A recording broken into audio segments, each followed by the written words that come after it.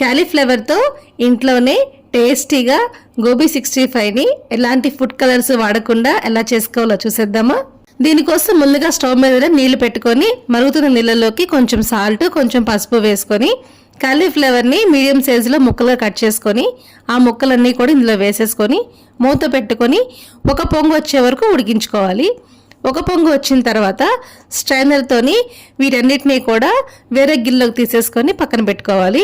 Mixing bowl తీసుకొని అందులో అరకప్పు బియ్యం పిండి, అరకప్పు మైదా, అరకప్పు కార్న్ఫ్లోర్, 1/2 టేబుల్ స్పూన్ అల్లం వెల్లుల్లి పేస్టు, రుచికి సరిపడా సాల్టు, 1.5 టేబుల్ స్పూన్ వరకు కారము, 1/2 టీ స్పూన్ జీలకర్ర పొడి, 1/2 టేబుల్ స్పూన్ వరకు సోయా సాస్ వేసుకొని వీటన్నిటినీ కూడా మంచిగా కలుపుకోవాలి. ఇవి చక్కగా కలిసిపోయిన తర్వాత ఇప్పుడు ఇందులోకి కొంచెం కొంచెంగా వాటర్ పోసుకొని బజ్జీల పిండిని మనం ఎట్లయితే కలుపుకుంటామో ఆ కన్సిస్టెన్సీ వచ్చేలాగా పిండిని కలుపుకొని ఫైనల్గా ఇందులోకి ఒక చెక్క నిమ్మరసం కూడా వేసేసుకొని మొత్తం అంతా కూడా చక్కగా కలిసిపోయేలా కలిపేసేసుకున్న తర్వాత మనం ముందుగా ఉడికించి పెట్టుకున్న కాలీఫ్లవర్ ముక్కలన్నీ కూడా ఈ పిండిలో వేసేసుకొని మొత్తం అంతా కూడా కలిసేలాగా మంచిగా కలిపేసేసుకొని మూత పెట్టుకొని ఒక పావు గంట సేపు దీన్ని పక్కన పెట్టేసేసుకోవాలి.